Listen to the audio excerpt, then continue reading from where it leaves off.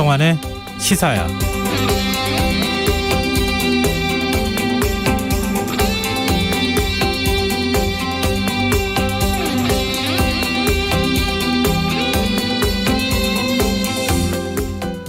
중대재해처벌법이 제정됐지만 여전히 산업재해로 인한 사망사고가 끊이지 않고 있습니다.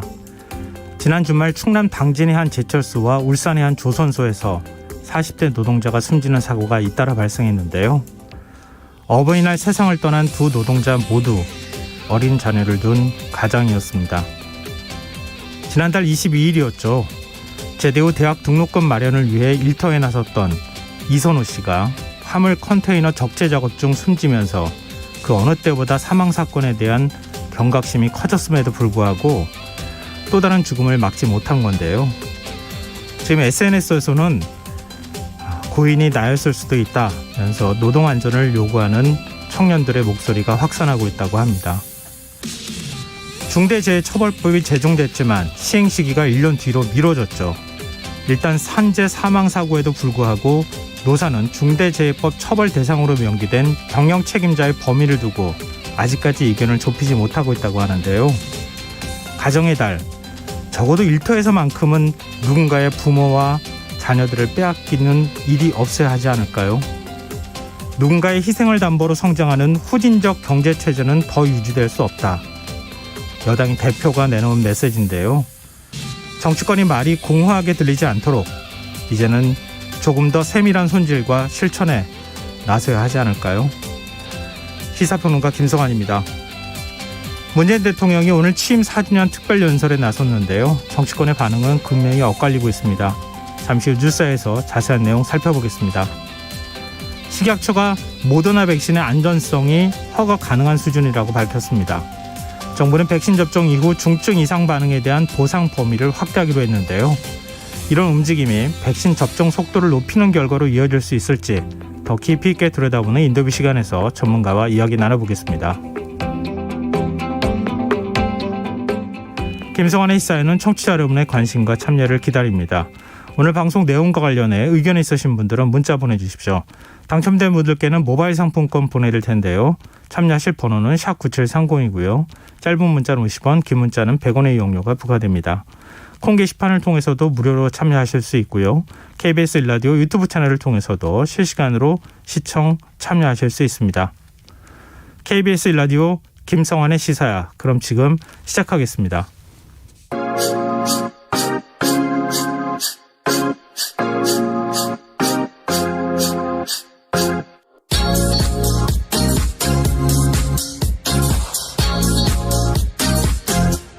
KBS 1라디오 김성환의 시사야.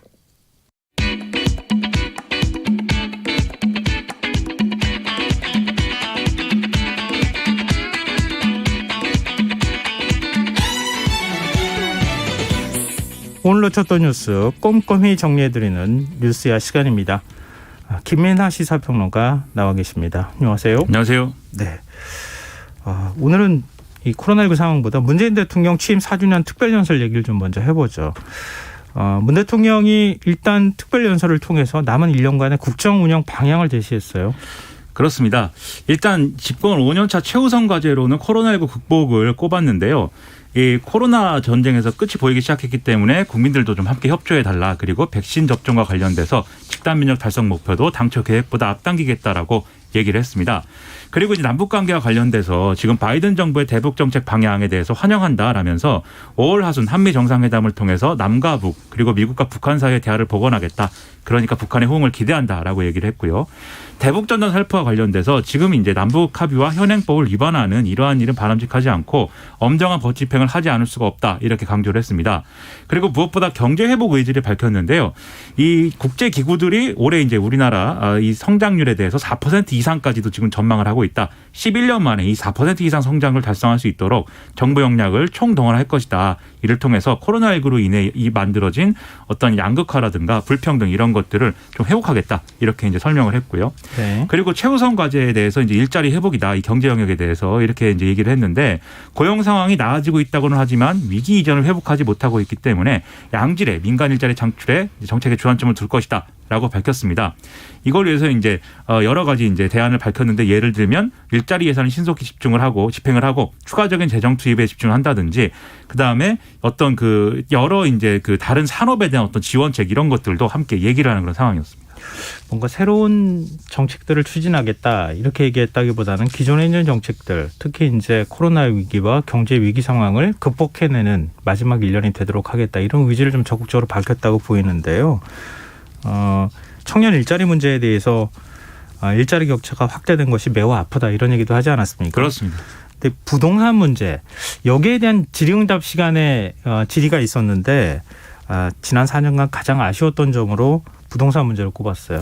그렇습니다. 이 부동산 가격을 안정시키겠다는 목표를 결국 이루지 못했기 때문에 문재인 대통령은 부동산 문제만큼은 정부가 정말 할 말이 없는 상황이 됐다. 지난 재보궐선거에서 죽비를 맞고 정신이 번쩍 들 만큼 심판을 받았다. 이렇게 얘기를 했습니다. 그리고 여당에서 이제 뭐 예를 들면 종부세 이 기준 조정이라든가 그다음에 대출 규제 완화 이런 얘기들을 하고 있는 거에 대해서 지금 이렇게 엄중한 심판이 있었기 때문에 기존의 부동산 정책을 재검토하고 보완하는 노력은 당연하다라고 평가를 했는데요. 네. 다만 투기를 금지하고 실수요자를 보호하고 또 주택 공급 확대를 통해 시장을 안정시키는 등의 이 기본적인 정책 기조는 달라질 수가 없다. 이렇게 또 강조를 했고 당정청 간의 긴밀한 협의와 조율을 통해서 이 보완책을 마련해서 내놓겠다라고 설명을 했습니다. 그리고 LH 투기 논란 여기에 대해서 이런 사건이 국민들 마음에 큰 상처를 준 것을 교훈 삼아서 근본적인 또 제도 개혁을 완결하겠다라고도 약속을 했습니다. 네.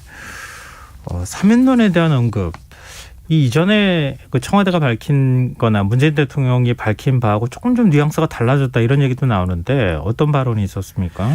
일단 문재인 대통령은 이재용 삼성전자 부회장 사면에 대해서 뭐 경제계뿐 아니라 종교계에서도 사면을 요하는 그런 의견을 많이 보내고 있기 때문에 이렇게 충분한 국민의 많은 의견을 들어서 판단하겠다라고 얘기를 했는데요. 거기에 더불어서 이렇게 또 설명을 했습니다. 반도체 경쟁이 세계적으로 격화되고 있기 때문에 경쟁력을 높여야 되는 것은 사실이다. 하지만 또 형평성, 과거 선례, 국민 공감대도 생각을 해야 된다. 이렇게 얘기를 했고요. 또 전직 대통령들 사면에 대해서는 사면을 바라는 사람도 많지만 반대 의견도 만만치 않다. 지금 전직 대통령들이 수감 중인 것은 국가로서는 불행한 일이고 고령인데다가 건강도 좋지 않다고 하니까 안타깝지만 또 우리 사법의 정의, 형평성, 국민 공감대 등을 생각해 가면서 판단할 것이다. 라고 얘기를 했는데요. 네. 이런 대통령의 직접적 언급 자체는 사실 대통령이 그동안 밝힌 내용과 크게 달라진 내용은 아닙니다. 다만 이재용 부회장 사면에 대해서 청와대가 이전에는 청와대 차원에서 밝힌 입장은 고려하지 않고 있다였는데 대통령의 언급은 여러모로 국민들의 의견을 많이 들어서 판단하겠다라고 얘기를 했기 때문에 이 부분과 관련돼서 언론은 좀 톤이 달라진 거 아니냐라고 지금 얘기를 하고 있고 청와대도 언론의 취재에 대해서 뭐 그런 어떤 여러 가지 가능성을 열어놓고 뭐 판단하고 있다라는 차원의 그런 원론적인 얘기는 지금 하고 있는 상황이다라고 보도가 나오고 있습니다. 지금 말씀하셨지만 두 전직 대통령과 관련한 사면에 대해서는 국민통합과 그다음에 국민 공감대 두 가지 조건을 제시하지 않았습니까? 그렇습니다. 거기에 대해서는 크게 흔들리거나 뭐 바뀐 것 같아 보이지는 않는데 이재용 부회장과 관련해서는 청와대가 그동안에 밝힌 것은 현재까지 검토한 바 없으며 현재로서는 검토할 계획이 없다. 이거였단 말이에요. 공식적인 입장이. 그렇죠. 근데 문 대통령이 뭔가 고심하는 듯한 발언을 했기 때문에 좀 달라져가는 거 아닌가 이런 이제 기대가 나오는 거 아닌가 싶은데. 그리고 그 두 부분의 사면에 대해서 또 핵심으로 든 것 중에 이제 국민 공감이 있었는데 네. 여론조사를 해보면 전직 대통령 사면에 대한 여론은 아직 안 좋은 부분이 더 큽니다. 근데 이재용 부회장에 대해서는 사면이 필요하다는 여론이 사실 또 조사상으로는 수치상으로는 높게 나오거든요. 네. 그런 것까지 결합이 돼서 이런저런 해석들이 나오고 있는 상황입니다. 글쎄 이게 한쪽만 푼다고 되는 문제가 아니라 이재용 부회장 사면 문제하고 박근혜 전 대통령 사면 문제가 같이 지금 얽혀 있는 상황이잖아요. 그렇습니다. 똑같은 국정농단 사건에 얽혀 있기 때문에 하여튼 앞으로 국민 여론의 변화에 따라서 어떤 결정을 할지 좀 지켜보고요. 뭐 그동안에 이제 민주당 이른바 강성 지지층, 그러니까 문재인 대통령 적극 지지층이라고 불리는 그 지지층이 민주당 의원들한테 문자 폭탄을 뭐 보내고 있다 이런 얘기가 있었잖아요. 이 부분에 대한 입장도 내놨죠. 그렇습니다. 문재인 대통령은 이 SNS 시대에 문자로 자신의 의견을 표현하는 건 당연하고 자연스러운 현상이고 이게 가져오는 이제 좀 긍정적인 효과도 있다라고 얘기를 하면서 국민청원이라든지 병역 문화 개선에 대한 군 장병의 요구 이런 것들을 언급을 했는데요. 그런 차원에서 정치하는 사람들도 이런 문자에 대해서 좀 여유 있는 마음으로 바라볼 필요가 있다. 이렇게 얘기를 했습니다. 근데 이제 그러면서도 이러한 문자라는 게 또 다수의 어떤 대표성을 가진다. 이렇게 볼 것은 아니고 또 이 자신을 지지하는 이런 지지자들이라면 문자에 예의를 갖추고 상대를 배려하고 공감받고 지지받을 수 있는 방식으로 해주길 바란다. 그래야 좀 더 많은 설득력을 가질 수 있고 더 많은 지지를 얻을 수 있는 것이다. 이렇게 얘기를 하는 이런 모습을 보였기 때문에 좀 양쪽 모두에 대해서 지금 어떤 좀 서로 공감할 필요가 있다라는 그러한 이제 주문을 한 것으로 이제 해석이 됩니다. 네. 윤석열 전 검찰총장이 야권 대선 후보로 거론되는데 어떻게 평가하느냐 이런 질문도 있었어요. 그렇습니다. 여기에 대해서 문재인 대통령은 지금 윤석열 전 총장이 유력한 차기 대선 주자로 인정되고 있기 때문에 아무 말도 하지 않는 게 바람직할 것 같다. 이렇게 얘기를 했고요. 또 이제 이것과 같이 이제 나온 질문이 대선에서 차기 대통령에게 필요한 덕목이란 무엇이냐라고 이제 물었는데 문재인 대통령은 시대 정신과 균형 감각이다라고 얘기를 했습니다. 그러면서 이 시대 정신은 과거에는 이제 어떤 개인의 통찰력 이런 것이 이제 필요하다고 생각을 했는데 요즘에는 어떤 집단 지성이라든지 이런 국민과의 소통이 더 중요하다 이렇게 이제 얘기를 했고요. 그 다음에 또 아울러서 이 김호수 검찰총장 후보자의 정치적 중립성 문제 이런 것들에 대해서도 법무부 차관을 했다는 이유로 정치적 중립성을 의심하는 것은 납득할 수 없다라고 이제 얘기를 했고요. 그 다음에 지금 검찰이 원전 수사 등의 여러 수사를 보더라도 청와대 권력을 별로 겁내지 않는 것 같다라는 이러한 얘기도 같이 했습니다. 야당이 부적격 판단을 내린 3명의 장관 후보자 거취에 대한 입장도 밝혔어요. 그렇습니다. 이매숙, 노형욱, 박준영 장관 후보자들에 대해서 야당에서 반대한다고 해서 검증이 실패한 것이라고는 생각하지 않는다라면서 국회에서의 이제 인사청문회 이런 것들이 다 하나의 검증 과정이기 때문에 이 국회에서의 논의를 지켜보고 이제 판단할 필요가 있다라고 얘기를 했는데요. 그러면서 현재 인사청문회의 제도 개선 필요성 이런 것들을 강조를 했습니다. 이게 대통령은 유능한 사람을 좀 발탁하고 싶고 이번에도 이렇게 좀 이 후보자들을 발탁한 이유가 유능하기 때문이다라고 판단을 했던 것인데 그런데 지금 이제 청문회가 일종의 이제 망신주기식 청문회 뭐 이렇게 좀 흘러가다 보니까 오히려 이제 능력 있는 사람들이 어떤 공직을 맡는 것에 대해서 거부하는 이런 현상들이 벌어지고 있다. 특히 이러한 현상들은 여성의 경우에 더 이제 거부하는 비율이 훨씬 높기 때문에 좀 다음 정권에서 누가 좀 되든 간에 더 유능한 사람을 발탁할 수 있는 청문회 어떤 제도 변화 이런 것들이 필요하다라고 강조를 했는데요. 즉 도덕성 검증 부분을 비공개로 진행하는 이러한 청문회 제도의 개선이 필요하다 이렇게 강조를 한 것입니다. 네.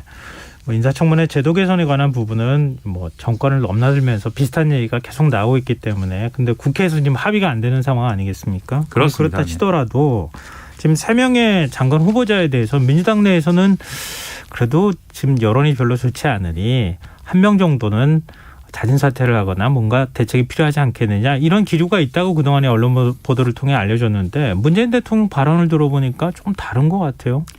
그렇습니다. 아무래도 대통령은 첫 번째로 지금까지 제기된 의혹들이 어떤 치명적으로 이런 장관의 어떤 결격 사유로 작용할 것까지는 아니다라고 판단하고 있는 게 아닌가 이런 추측을 해볼 수 있는 이런 언급이었고요. 네. 두 번째로는 또 이분들이 낙마했다고 했을 때 지금 인사청문회에 대한 견해를 밝힌 것에서도 좀 미뤄 짐작할 수 있는데 이 낙마한 사람들의 대안을 그럼 또 쉽게 찾을 수 있는 거냐 그것도 여러모로 청와대 입장에서는 어려운 상황이 아닌가 이렇게 판단할 수 있는 이런 발언을 했다고 이제 생각이 됩니다.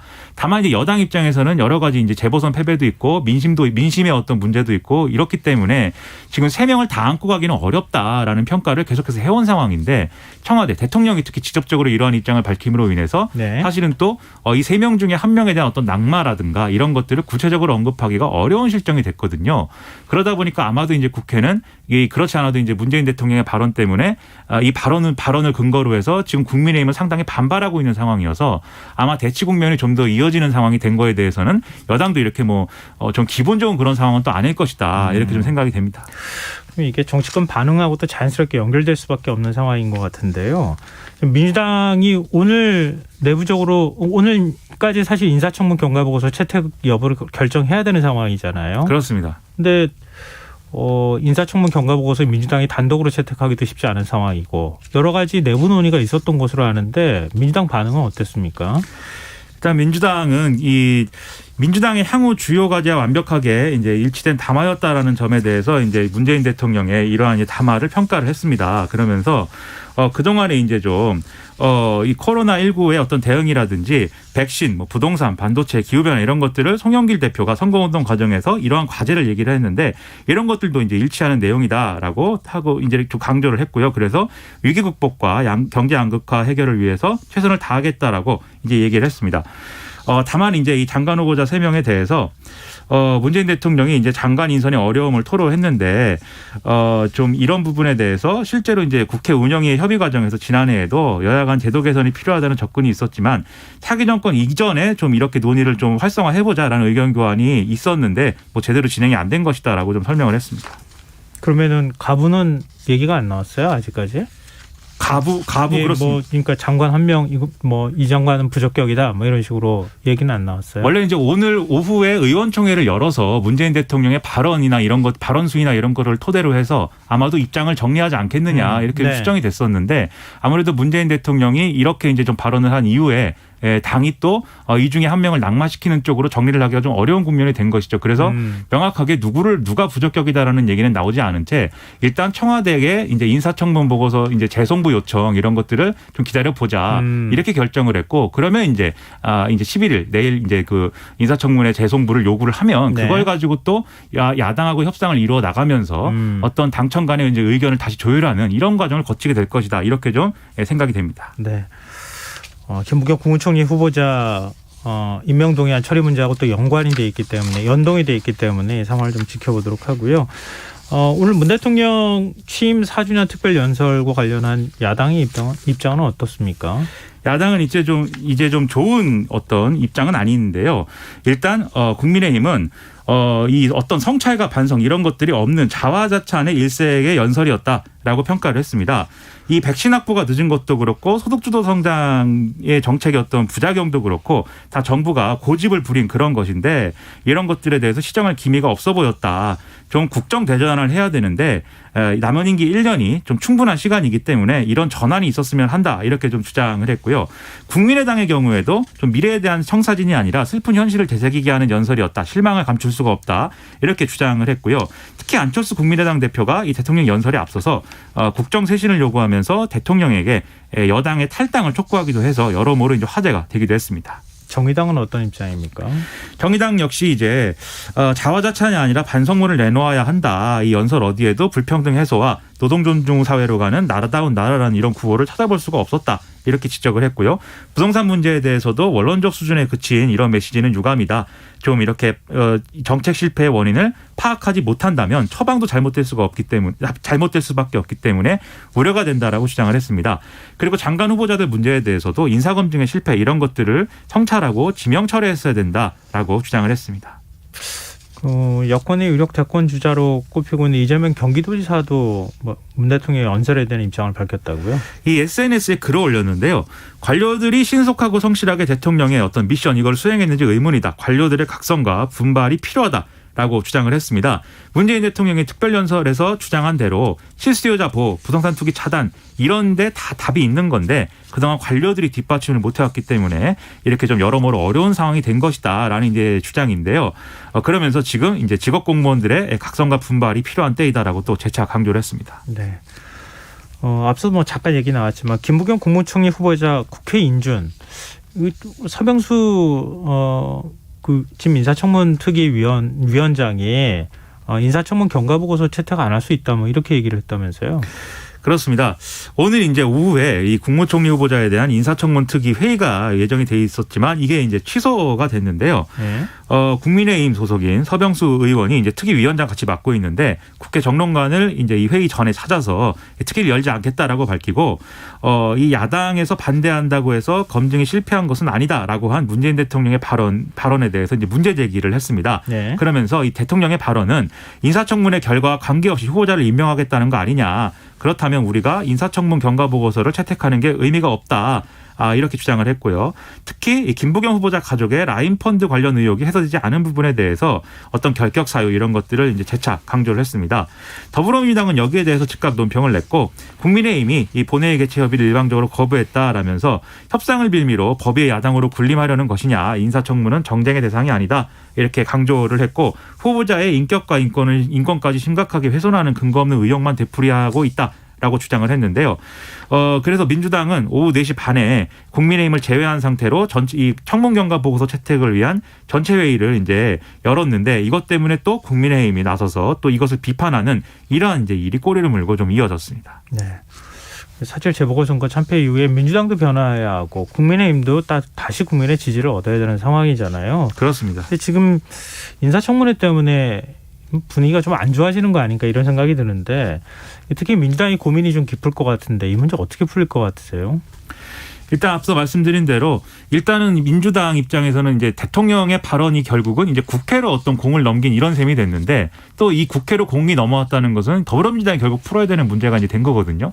여기에 대해서 다시 한번 이제 청와대로 또 앞서 말씀드린 그러한 이제 경로를 따라서 공을 넘긴 셈이 또 됐습니다. 그래서 어쨌든 간에 시간을 벌었다라는 차원에서는 더불어민주당이 이렇게 이제 한 것에 대한 의미를 부여할 수 있겠는데 결국은 일부 조정과 협상을 할 수밖에 없는 국면이거든요. 여러 차례 말씀드렸듯이 김부겸 총리 후보자에 대해서는 인준동의안을 결국 국회 표결에 붙여야 되는 것이고 네. 여기서 여당이 일방 처리하기가 대단히 이제 부담스러운 그런 표결이 될 것입니다. 네. 그러면 이것을 역으로 풀어나가기 위해서는 결국은 이제 장관 후보자들에 대한 어떤 결격 사유나 이런 것들을 다시 재검토해 봐서 이제 3명을 다 안고 갈 수 있느냐를 다시 판단할 수밖에 없는 것인데 네. 지금 상황에서는 어쨌든 대통령 발언의 문제가 그러한 이제 대통령 발언에 이제 맥락이 있기 때문에 서로 상충하는 모습을 보이기가 또 만만치가 않은 것이었거든요.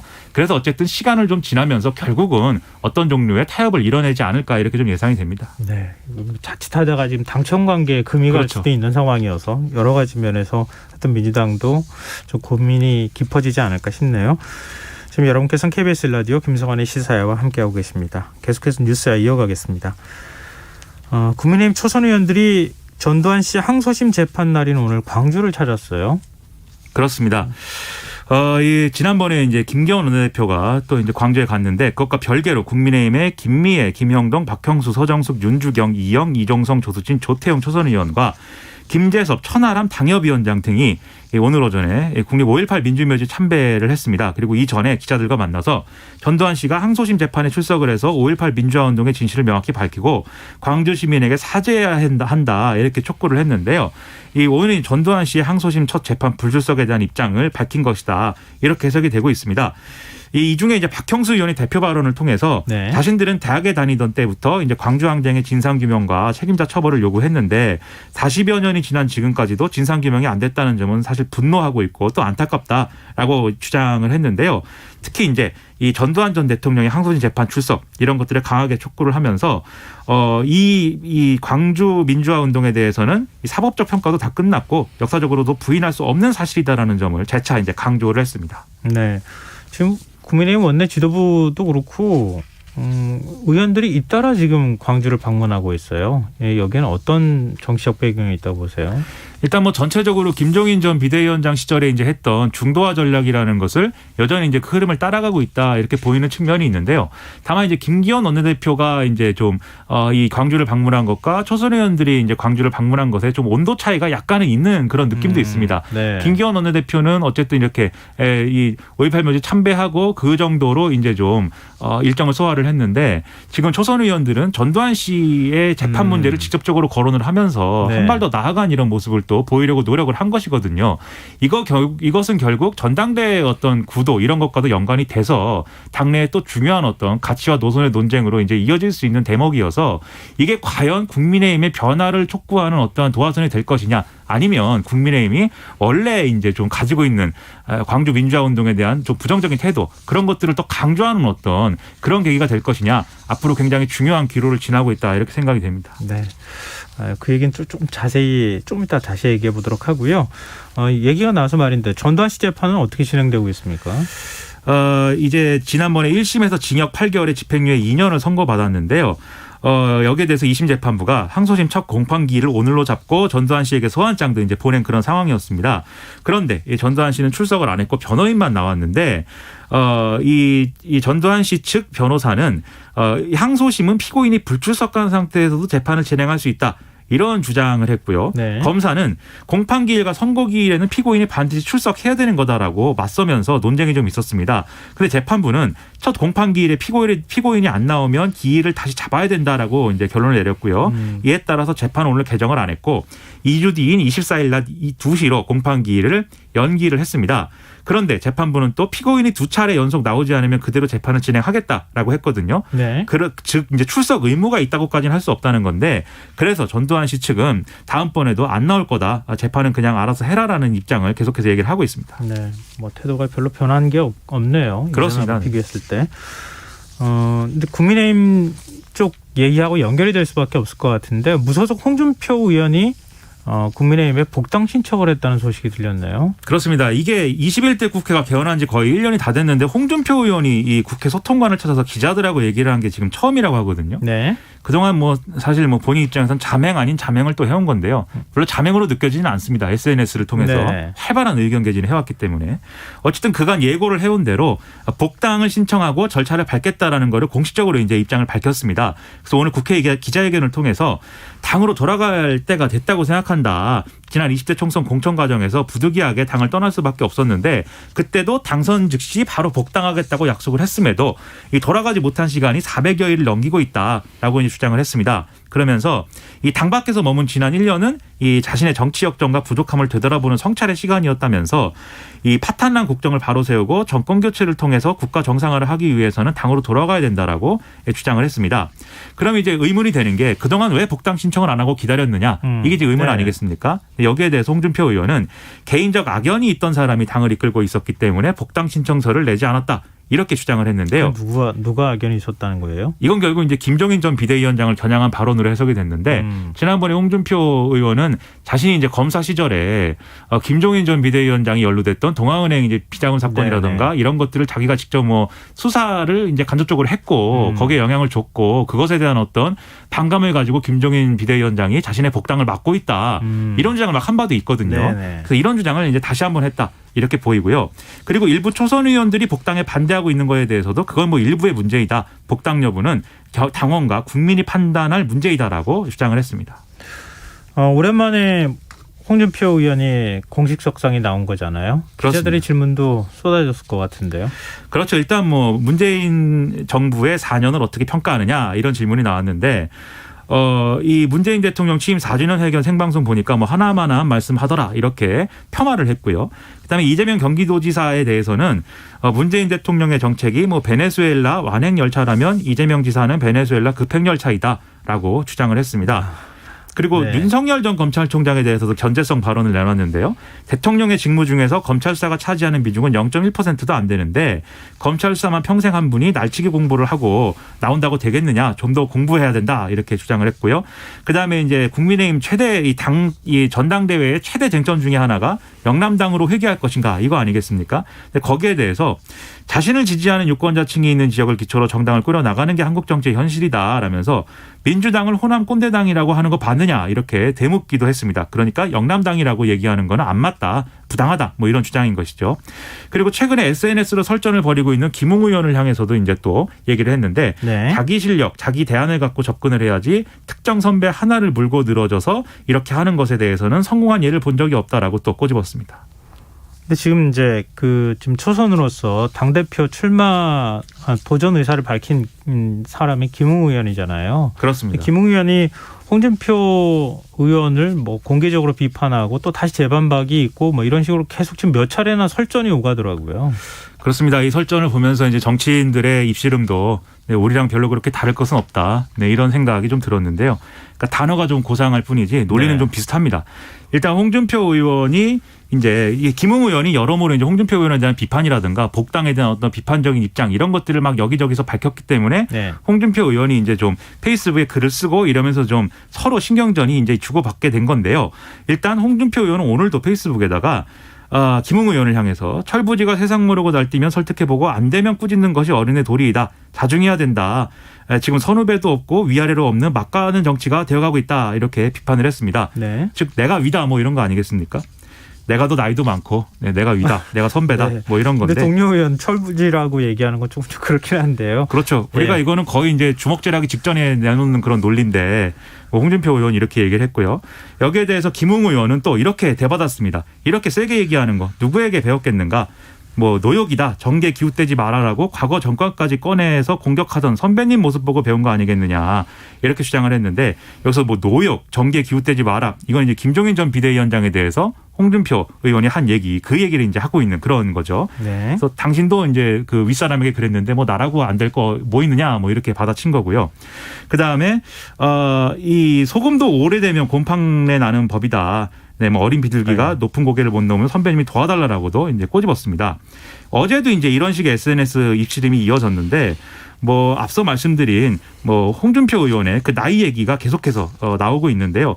나이만 앞세워서 정계 입문 1년밖에 안 되는 분이 당대표를 하겠다고 하는 건 무리다. 출마 명분을 보니까 정치 선배들 험담하고 외부 인사들의 기대서 한번 떠보려고 하는 것 같은데 당원들이 받아들이겠느냐. 일찍 핀 꽃은 일찍 시든다. 온실 속에서 때가 아닌데도 억지로 핀 꽃은 밖으로 나오면 바로 시든다. 뭐 이렇게 계속 김웅 의원의 경력 이런 것들을 꼬집는 모습을 홍준표 의원이 보였는데 여기에 대해서 김웅 의원은 칼바람 속에서도 매화는 핀다. 꽃은 시들기 위해서 피는 것이다라면서 이 시든 꽃잎에는 열매가 맺지만 시들지 않는 조화에는 오직 먼지만 쌓인다라면서 의원님은 시들지 않는 조화로 사시라라고 또 받아치는 그런 모습도 있었습니다. 논쟁이 뭐 대단했네요. 뭐 서로 간에 이렇게 그 생각이 엇갈리는 게 홍준표 의원이 당대표 시절에 너무 뭐 대선 후보도 마찬가지였지만 너무 그 강경보수의 이미지를 갖고 있다. 그게 중도 확장을 노리는 국민의힘에 부담스러운 거 아니냐 그런 인식이 좀 깔려 있는 것 같은데요. 국민의힘 전반적인 당내 기준은 어떻습니까? 일단은 이제 홍준표 의원에 대해서 뭐 복당을 두고 이제 의견은 좀 엇갈리는 상황입니다. 그래서 예를 들면 권성동 의원의 경우에는 지난달에 이제 라디오 인터뷰를 통해서도 이 홍준표 의원이 메시지를 내는데 조금 더 신중을 기하고 있다. 그러니까 기본적으로는 다 이제 복당을 받아줘야 된다. 이렇게 주장을 했는데 이게 사실은 본인도 사실은 복당한 케이스인 거 아니겠습니까? 네. 그래서 여러모로 이제 동병상련이 있는 게 아닌가 싶고요. 반면 주호영 전 원내대표의 경우에는 지난해 말 홍준표 의원의 복당을 공개 반대하기도 했습니다. 당이 분열된다. 이런 얘기였는데요. 또 이 반대 여론은 앞서 보신 대로 김웅 의원의 발언에서도 보듯이 초선 의원들 사이에서 또 좀 불만이다 이런 얘기가 나오고 있기 때문에 좀 여러모로 논쟁적인 그런 입장이 계속돼서 이제 좀 되고 있는 그런 상황입니다. 네, 그나저나 주호영 전 원내대표 오늘 당대표 출마 선언했어요. 그렇습니다. 당대표 출마를 공식 선언하고 혁신과 통합, 대화합으로 정권 교체를 이루겠다라고 주장을 했는데요. 이 정권 교체를 위해서 당 내부의 갈등과 분열을 종식시키겠다라면서 자유와 공정을 실천하고 중도와 통합을 실천한다. 그리고 실력 있는 정책 정당과 수도권 정당이 되겠다. 젊은 정당이 되겠다. 스마트 정당으로 변화하겠다. 이런 약속들을 또 내놨습니다. 이 이른바 영남당 논란에 대해서는 출신 지역으로 사람 판단하는 거는 예전의 기준 아니겠느냐. 누가 더 혁신적으로 당을 통합하고 대선 승리를 이룰 수 있을지는 지켜봐야 된다라고 얘기를 했고요. 윤석열 전 검찰총장에 대해서는 우리가 열심히 혁신하고 자강을 이루게 되면은 밖에 있는 다음번 대선 후보들도 우리 당이라는 어떤 플랫폼에 올 것이다. 그런 노력을 소홀히 한 채 영입만 해서는 충분치 않다라고 강조를 했습니다. 알겠습니다. 이 정치권 얘기를 좀 오늘 앞서서 코로나19 집계나 현황 상황에 앞서서 지금 오늘 뭐 여러 가지 얘기가 있어서 좀 정리를 해봤고요. 자, 이제 코로나 얘기를 좀 본격적으로 해보죠. 일단 현황부터 좀 우리가 정리해볼까요? 오늘 0시 기준 코로나19 신규 확진자는 463명이 늘었는데요. 전날보다 한 100명 이상 줄어든 수치지만 여전히 이제 좀 주말 검사 건수가 줄어든 데 따른 일시적 현상으로 좀 봐야 될 것 같습니다. 감염 경로를 보면은 이제 지역 발생이 이 중에 436명이었고요. 서울 136명, 경기 135명, 인천 12명, 수도권이 전체의 64.9%를 차지를 했습니다. 일상 속 감염이 뭐 계속되고 있는 상황인데요. 특히 이제 학교 감염이 확산하고 있다. 이게 좀 우려스러운 부분이네요. 그렇습니다. 서울의 한 초등학교 지난 5일 방과 후 교사 1명이 확진된 뒤에 하루 동안 학생 4명과 교사 1명 등이 양성 판정을 받았는데 관련 확진자가 모두 17명으로 늘어난 그런 상황입니다. 이 방역당국은 확진자들이 장시간 함께 수업을 하면서 감염된 측면이 있는 걸로 보고 있는데 이 학교는 이번 주 금요일까지 등교를 중지하고 원격 수업을 진행하기로 했습니다. 그리고 광주 광산구의 한 고등학교에서도 지난 5일에 학생 1명이 확진된 이후에 학생과 그 가족 등 모두 25명이 양성 판정을 받는 사례가 있었는데요. 이들 중에는 인근의 다른 고등학교 학생들도 이제 포함이 돼 있다라고 해서 상당히 좀 우려가 되고 있습니다. 오늘 오후 9시 잠정 집계치 나왔죠. 오늘 9시까지 이제 확진자 숫자는 446명으로 집계가 됐는데요. 어제 같은 시간과 비교하면 34명이 늘어난 것이고 아마 내일 발표될 신규 확진자 숫자는 500명 안팎이 되지 않겠는가 이렇게 생각이 됩니다. 그리고 이 숫자도 항상 말씀드리지만 주말 건수가 좀 검사 건수가 줄어든 영향이기 때문에 좀 여전히 비슷한 확산세가 이어지고 있다라고 판단을 해야 될 것 같습니다. 네. 정부가 오늘부터 코로나19 백신 사전 예약 대상을 60대 후반까지 확대했어요. 그렇습니다. 오늘부터 65세부터 69세까지 고령층의 아스트라제네카 백신 접종 예약이 시작이 됐는데 지난 6일부터 실시된 70대 초반 고령층 예약에 이어서 사전 예약이 이제 확대가 지금 된 것이죠. 전화, 온라인 홈페이지, 모바일을 통해서 신청이 가능하고 자녀 등 보호자가 인증을 하면 대신 예약할 수도 있는 이런 시스템입니다. 그래서 이제 이렇고요. 그다음에 60세에서 64세까지가 사흘 뒤인 13일부터 다음 달 3일까지 이제 예약을 하게 되고 접종은 이달 27일부터 순차적으로 진행되기 때문에 이 일정을 한번 찾아보셔가지고 예약하실 분들은 예약을 빨리 하는 게 좋겠습니다. 예, 자녀들도 지금 그 예약 접수를 할 수 있다는 거잖아요. 그렇습니다. 대신에 인증, 이 휴대폰 인증 이런 것들을 해야 됩니다. 네. 왜냐하면 직접 하시기 어려운 분들은 자녀들이 또 대신 예약을 또 해줄 수 있기 때문에 그렇습니다. 예약 사이트에 들어가서 확인해 보시고 가까운 뭐 동네 병원에서도 지금 아스트라제네카 접종을 하고 있으니까 한번 살펴보시면 어떨까 싶네요. 그리고 백신을 맞은 뒤에 사지마비 증상이 나타난 40대 간호조무사 사례. 많은 분들이 관심을 가졌었는데 방역당국이 백신 접종과 연관성은 없다 이런 판단을 내렸어요. 그렇습니다. 정확히 말씀드리면 방역당국의 브리핑 내용을 그대로 말씀드리면 이 사례는 백신과의 인과관계를 명확하게 있다 없다 판단하기 어려운 급성 파종성 뇌척수염인 것으로 이제 평가를 했다. 이렇게 설명을 했는데요. 즉 인과성을 인정할 만한 또 근거도 인과성을 인정할 만한 근거도 배제할 만한 근거도 충분치 않다라는 게 이제 그런 의미입니다. 네. 참 애매모호해가지고 좀 그 인정 범위를 좀 넓혀줘야 되는 것 아니냐 이런 얘기도 계속 지금 나오고 있는 상황이라서 좀 상황을 지켜봐야 되지 않을까 싶고요. 오늘 오후 늦게 지금 전해진 소식도 있는데 수사 외압 의혹을 받고 있는 이성윤 서울중앙지검장에 대한 수사 심의 결론이 나왔어요.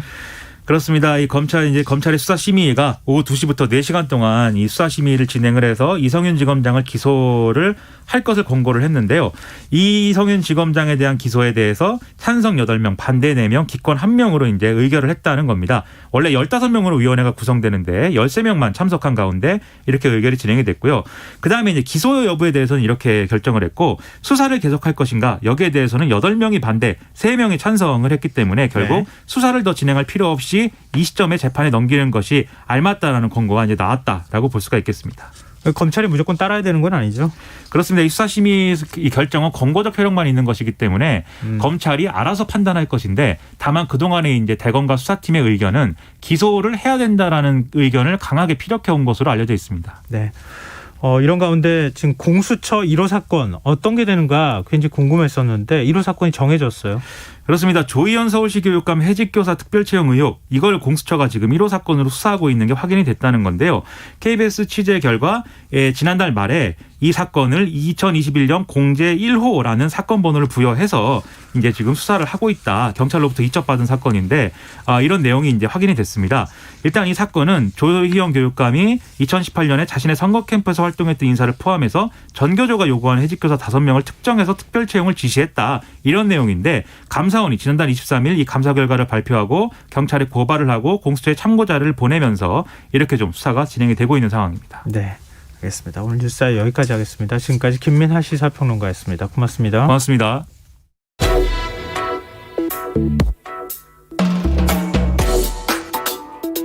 더 나은 내일을 준비하는 시간 KBS 1라디오 김성환의 시사야.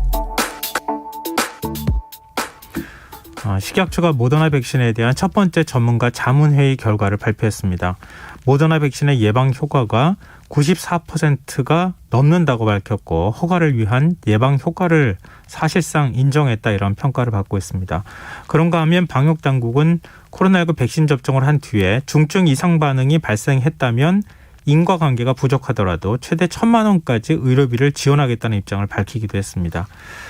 고려대 약학대학 김정기 교수 연결해서 이 문제에 대해 좀 자세히 얘기 나눠보도록 하겠습니다. 교수님 안녕하십니까? 네, 안녕하세요. 네, 일단 모더나 백신 식약처 첫 전문가 자문회의 결과 어떻게 보고 계시는지 말씀을 좀 듣고 싶습니다.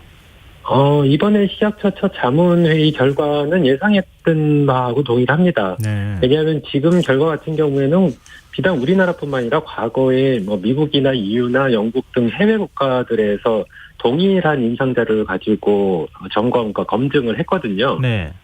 그렇기 때문에 그 결과는 별반 다르지 않을 거다라고 예상을 하고 있었습니다. 따라서 식약처에서도 실제로 말씀하신 것처럼 예방률이 94%고 중증 이상 반응은 관찰되지 않았다. 그리고 이상 반응이 있어도 하루에서 한 3일 정도면 다 호전이 되더라라는 기본적인 데이터에 대한 분석 자료이기 때문에 일단 이번 첫 자문회의 결과는 예상대로 그대로 나왔다라고 생각을 하고 있습니다. 근데 우리 이제 화이자 백신은 상대적으로 부작용이 적다, 이렇게 인식하고 있고, 또 일부는 또 그게 외신을 통해서도 많이 알려지기도 하고 그랬는데요. 이게 지금 백신 형태가 모더나하고 비슷한 이 mRNA 방식이라고 하더라고요. 이게 네네. 어떤 부분이 비슷한 거고, 그러면 네. 화이자가 안전하다 이렇게 얘기를 하는데 모더나도 그러면 안전한 건지 좀 궁금하거든요. 일단 기본적으로 화이자나 모더나는 같은 방식이라고 보시면 됩니다. 근데 음. 일부의 이 백신을 만드는 과정의 공정상의 차이는 있거든요. 그렇기 때문에 화이자는 보관 온도가 마이너스 70도고 모더나 같은 경우에는 마이너스 20도에서 하는 이유가 있거든요. 네. 어쨌든 보관적인 측면에서는 화이자보다 모더나가 훨씬 낫다, 유리하다라고는 보고 있고요. 네.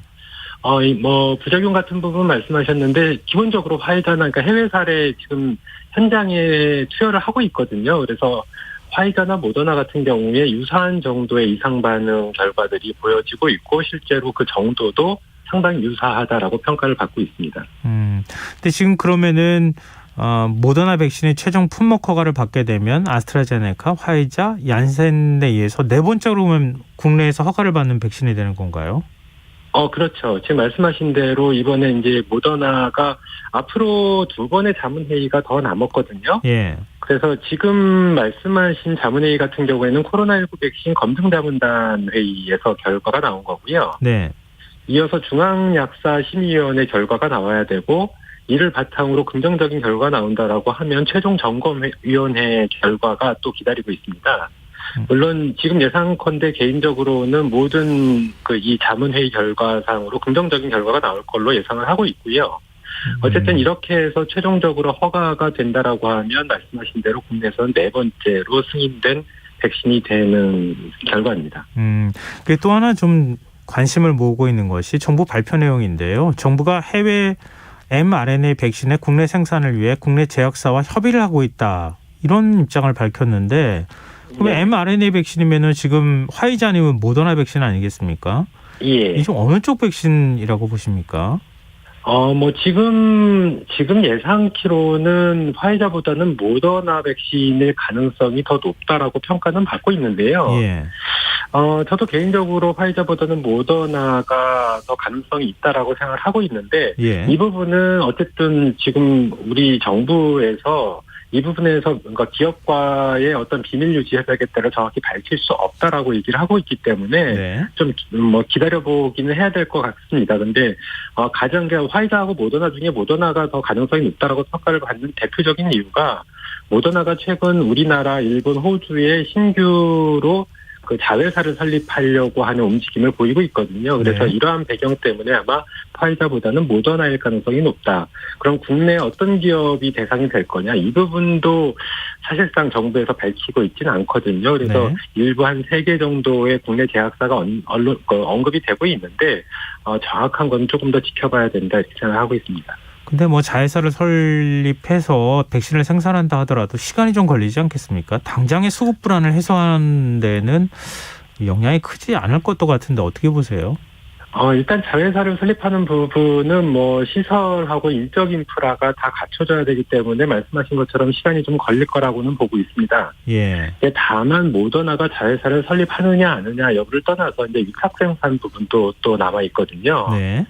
그렇기 때문에 위탁 생산을 할 수 있는 국내 기업 같은 경우에는 이제 국내에서 이런 백신 관련 제품을 생산하고 있는 여러 제약회사들이 있기 때문에 그 중에 한두 곳을 선정을 해서 위탁 생산을 하지 않을까라고 생각을 하고 있는데 문제는 위탁 생산이 크게 보면은 그러니까 원액을 생산할 거냐 아니면은 이 원료를 바탕으로 그 바이알 하나의 병에 충진 포장하는 완제 공정을 할 거냐라는 부분인데 네. 일단 원료나 원액 생산은 좀 어렵지 않을까라는 생각을 하고 있고요. 네.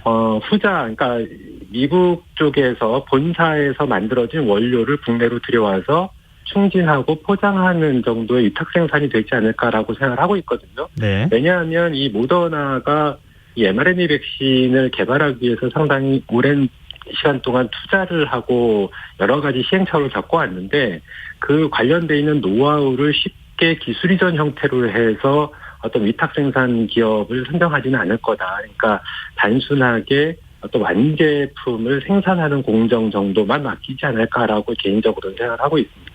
그럼 언제쯤 국내에서 생산한 모더나가 만약에 된다고 하면 모더나를 접종받을 수 있게 될까요? 일단 모더나 같은 경우에 당장은 4천만 도스가 계약이 맺어져 있기 때문에 네. 이 4천만 도스는 이제 해외에서 만들어진 모더나 백신이고요. 이 부분을 녹십자에서 실제로 국내에 유통하고 허가하는 부분을 담당하기로 했거든요. 네. 그래서 일단 4천만 도스는 그러니까 명확한 시기는 구체적으로 아직까지는 밝혀져 있지 않은데 일단은 3분기 정도에는 들어올 걸로 생각을 하고 있고요. 나머지 지금 말씀드린 위탁 생산 부분 같은 경우에는 추가적인 물량이다라고 보시면 될 것 같습니다. 그래서 이 부분은 원료만 해외에서 만들어가지고 단순하게 완제품을 만드는 공정 정도만 처리를 한다라고 하면 네. 이 부분은 국내에 있는 그 제약회사들이 다 시설을 갖추고 있기 때문에 이 부분은 그렇게 오래 걸리지 않을 것도 당장이라도 가능은 하다라고 생각을 하고 있습니다. 네, 알겠습니다. 그리고 당국이 아스트라제네카 백신 접종 후에 지금 뇌척수염 진단을 받은 40대 간호조무사 사례, 이 접종과 인간성을 인정하기 좀 어렵다 이런 판단을 내렸어요. 근데 이 평가 근거 자료가 충분치 않다 이게 당국의 설명인 것 같은데 네네. 어떻게 보십니까? 글쎄요, 저는 개인적으로 이분 그 40대 간호조무사분 같은 경우에는 그 병명 자체가 급성 파종성 뇌척수염이거든요. 네. 근데 한때 이 재심을 이번에 그러니까 11차 회의에서 재심을 한 사례인데 그 이전에 첫 번째 심의를 할 때에도 이 병명 자체가 급성 파종성 뇌척수염이 맞느냐라는 부분을 다시 검증을 했거든요. 네. 지금 가닥이 잡힌 부분은 일단 병명 자체로는 급성 파종성 뇌척수염이 맞다라고 보는 것 같고 네. 다만 이 부분이 그 코로나19 백신과의 연관성이 있느냐 없느냐 이 부분인데 제가 보기에는 급성 파종성 뇌척수염의 가장 대표적인 원인이 감염병, 그러니까 어떤 그 병원체에 감염됐을 경우나 아니면 백신 접종에 의한 사례가 주로 발생을 하거든요. 그렇기 때문에 이 코로나19 백신, 그러니까 아스트라제네카 백신을 접종을 막고선 발생할 가능성이 상당히 높다라고 저는 개인적으로 생각을 하는데 네. 이분에 대한 자세한 의료정보가 공개가 안 됐기 때문에 저는 더 이상의 어떤 판단하기에는 좀 제한성이 있다라는 부분을 말씀드리고 싶고요. 네. 일단 우리 보건당국에서 얘기한 것처럼 그 인과성을 인정할 만한 근거도 부족하고 배제할 만한 근거도 부족하다 이렇게 얘기를 하고 있는데 네. 이런 경우에는 제가 보기에는 보상 쪽으로 가닥을 잡는 게 지금 백신 수용성을 높이는 데 더 도움이 되지 않을까라는 생각을 가지고 있습니다. 명확하게 판단하기 어려운 경우에는 적극적으로 보상 범위에 포함시켜야 한다 이런 말씀이신데요. 근데 정부가 중증 이상 반응에도 1인당 1,000만 원까지 치료비를 지원하기로 했다 그래요. 근데 이게 네네. 백신에 대한 국민의 좀 안전성에 대한 우려를 불식시키고 국민 신뢰를 좀 끌어올릴 수 있는 방법이 될 수 있을 것 같으세요? 일단 제가 보기에는 그 금액 자체가 그렇게 높지 않다. 왜냐하면 문제가 되는 경우가 막대한 치료비나 간병비가 들어가는 부분, 중증 이상 반응일 때를 가장 국민들이 두려워하고 있는 부분이거든요. 네. 근데 이 부분에 대한 적절한 조치가 이루어지지 않았다. 그러니까 소액인 경우에는 충분히 국민들께서 감수를 할 수 있는데 이렇게 막대한 돈, 어떤 큰 돈이 들어가는 이상 반응인 경우에는 감당하기가 사실상 어렵거든요. 그래서 네. 이러한 부분을 실질적으로 도와주는 것이 인정을 해주고 보상을 해주는 것이 백신 수용성을 높이는데 보다 더 도움이 되지 않을까라는 생각을 가지고 있습니다. 지금 이게 참 이 연관성 판단하는 게, 인과성 판단하는 게 좀 어렵습니까, 그렇게? 이 백신과의 인과성 판단하기는 상당히 어렵습니다. 그래서 많은 부분이 불인정되는 사례가 굉장히 많습니다. 그래서 지금 코로나19 백신도 마찬가지고요. 그러니까 일반적인 발병률 대비 크게 증가하는 경우만 보통은 인정이 되거든요. 네. 근데 그렇지 않을 경우에는 불인정되는 사례들이 많다라고 보시면 될 것 같습니다. 참 이게 쉽지 않은 문제군요. 그리고 영국은 40대 미만 성인에게 아스트라제네카 백신을 접종하지 않기로 했는데 독일은 또 18세 이상 모든 성인에게 아스트라제네카 백신을 접종하기로 했습니다. 이게 이제 국가별로 좀 다른데요. 왜 이렇게 다른 겁니까? 이 부분은 각 국가의 사정이 다르다라고 보시면 될 것 같습니다. 왜냐하면 영국 같은 경우에는 지금 1차 이상의 백신 접종률이 50%를 넘어섰거든요. 예. 반면에 독일은 얼마 전까지만 해도 15에서 16%대였고 최근에 크게 끌어올려서 30% 정도까지 도달했다라고 얘기를 하는데 상대적으로 영국 대비 백신 접종률이 상당히 좀 뒤처진다라고 보시면 될 것 같고 특히나 영국에 비해서 독일 같은 경우는 신규 확진자 수가 4,000명을 넘기 때문에 상황이 굉장히 심각하다. 그러니까 그만큼 백신 접종률을 끌어올리기 위해서 모든 성인을 대상으로 접종을 시행하고 있는 거고요. 영국은 접종률이 상당 부분 도달을 했기 때문에 이런 속도보다는 안전성에 더 방점을 두었다 이렇게 보시면 될 것 같습니다. 또 우리나라는 30대 미만에 대해서 백신 접종 제한하고 있잖아요. 예. 그냥 우리도 독일처럼 하면 안 되는 겁니까?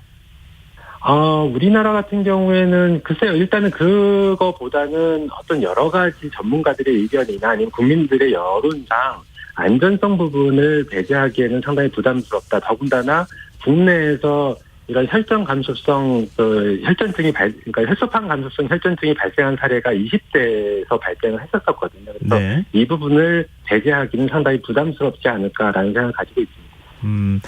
문재인 대통령이 오늘 취임 4주년 특별연설에서 오는 9월 말까지 접종 대상 국민 전원의 1차 접종을 해서 11월 집단 면역 달성 목표를 당초 계획보다 앞당기겠다 이렇게 밝혔거든요. 네네. 지금 현재 백신 수급 상황이나 접종률 볼 때 이게 가능하다고 보십니까? 가장 중요한 것은 접종률보다는 백신 수급 상황인데 네. 아직까지도 수급 상황이 계획보다는 상당히 불분명한 상황이 있거든요. 네. 그래서 이 부분이 확실하게 방역당국이나 보건당국에서 이러한 부분 때문에 대통령께서 이 부분을 언급했다라고 설명을 하고 있지 않기 때문에 아직도 여전히 물음표다라고는 보고 있습니다. 지금 변이 바이러스에 대한 우려의 목소리가 많이 나오는데요. 지금 가정의 달이자 여러 행사들이 많이 있기 때문에 좀 우려하는 목소리도 있거든요. 네네. 이거 어떻게 보십니까? 일단 변이 바이러스 문제는 그러니까 현재 상황은 앞서 말씀하신 것처럼 내일 예상되는 신규 확진자 규모가 한 500명대 정도로 보고 있거든요. 네. 그러니까 휴일이 지난 다음에 이틀 동안은 한 500명 안팎 정도의 신규 확진자, 그다음에 수요일부터 금요일까지는 700명대를 보이고 있는 이런 상황이 꽤 장기화되는 양상입니다. 그래서 지금 정도는 방역 당국의 방역 조치하고 실제로 전파되는 양상상의 절충 구간, 그러니까 버퍼링 구간이다 이렇게 생각을 하고 있고 여기에서 특별한 변수가 발생하면 급증할 수도 있고 변수가 없으면 이 상태로 계속 유지될 걸로 보고 있습니다. 그런데 일단 가장 큰 변수가 변이 바이러스다. 정리를 해야 되겠습니다, 교수님. 네, 알겠습니다. 오늘 말씀 고맙습니다. 네네. 지금까지 고려대 약학대학 김정기 교수였습니다. 김성환의 시사일 1부 순서는 여기서 마무리하겠습니다. 전 11시 전과 2부에 다시 찾아오겠습니다.